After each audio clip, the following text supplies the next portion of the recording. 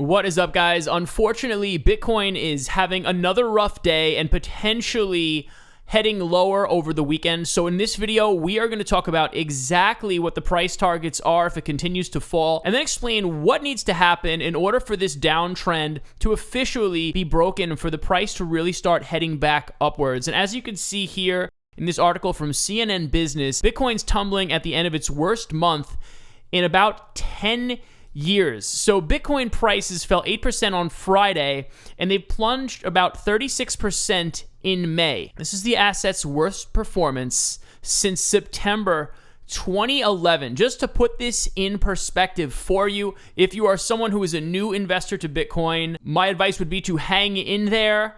I know this is painful, especially if you kind of FOMO'd in around 60,000 or in the high 50s. I do not believe the good times are over indefinitely, but we could be looking at some more pain in the short term. And as you guys know, we've just seen a lot of bad news, which all started off with Elon Musk doing an about face on Bitcoin, talking about how it was using too much energy. And the fear and greed index, which is an indicator that is really telling us where the market is at, has been extremely low really for the last week and a half, which could indicate a buying opportunity in fairness, right? We always buy when people are fearful, but it has been a rough month. In the video I made last Friday, we were talking about this downtrend here. Now, it started to look like we were going to be really pulling out of it, and there was a descending channel here,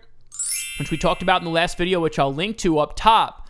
Now, we started pulling out of it. And so a few things happened here that you can see on the hourly chart. Now, the first thing I was watching here, which didn't quite pan out, was potentially an inverse head being here, and shoulders being here. But in order for that to break out, we would have had to break out to the upside somewhere right around that time. As you can see, that never happened as we bumped our head and had some resistance up around in between $40,000 and $41,000. And that really has been the level. And if you look at this upward sloping resistance line here, you can clearly see that we've got this resistance. Now, what I was hoping to see was the price to hit right here, which was $40,500, but we didn't even quite reach that.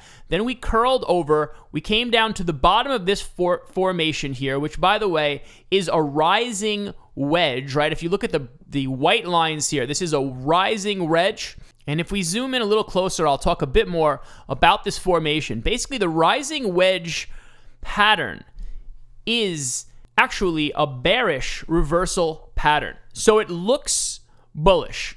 At first glance, you can see higher highs on the top of the formation. You can see higher highs on the bottom of the formation. But as this starts to coil up and gets close to the end, it does have a tendency to break out downwards, which is exactly what you can see happened here. So how low will it go? I'm sure is the question's on everyone's mind. And without beating around the bush, I'll just let you guys know basically the target level for a breakdown of a rising wedge pattern is the bottom of said pattern. So we could be falling to as low as $32,200, or if we go all the way to the bottom, we could even fall as low as $31,000. And so anywhere within this price range, as I'll just draw this in for myself, this is something you can do on your charts, anywhere in here would potentially be a downside target if you were looking for an area to play a swing trade and go long if it were going to bounce.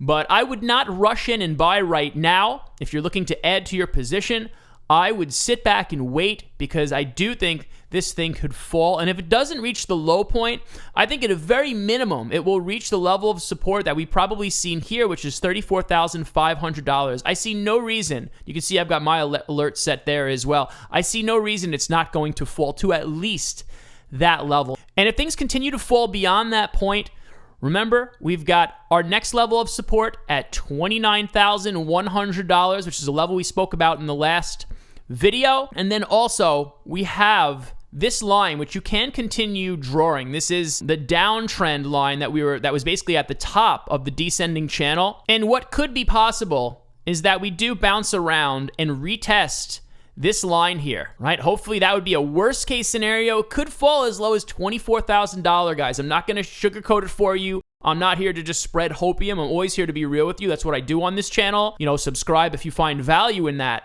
But we could be going down that low, I would say, sometime within the next 48 to 72 hours on this long weekend as we head into Memorial Day here, guys. So it could get ugly. If the price happens to turn around at some point this weekend, like let's say we fall down to this target and then we start to come back up, there are two levels I want to make you aware of. The first one is right here as you see this red line coming off. This is the midway point or the control point of your volume profile. In other words, this is the point where the most buy and sell action has occurred. These price levels tend to act as magnets. So we could easily see Bitcoin rise back to this level over the weekend. If we break it, the level we really have to watch is this one that we've seen 1, 2, a whole bunch of times over here. Almost saw it over here. That's $40,500, guys. That is the level that I am watching. So if we break $40,500, we could be looking at some more upside. And of course, I will come back and I'll reassess the charts and give you guys an update at that point. That's where we are right now with Bitcoin trading at 36,100. Brace for impact. This could get worse before it gets better. Altcoins will take a beating too, along with Bitcoin, most likely.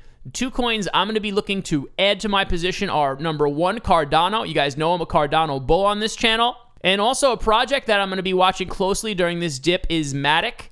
Matic has been wildly volatile, climbing as high as $2.50 and dropping as low as 89 cents just within the last 30 days. So if Bitcoin plummets, you might get a chance to invest in Matic under $1. No promises here, but to me, that would be a really intriguing buy level. Recently, Mark Cuban, the owner of the Dallas Mavericks and famous investor, has invested in this and added it to one of the companies that he publicly backs. And I believe this one has a great future. Do me a favor, smash the like button if you found value in this video. Never invest more than you can afford to lose in cryptocurrency because it is speculative. And just hang in there, guys. It could get worse before it gets better.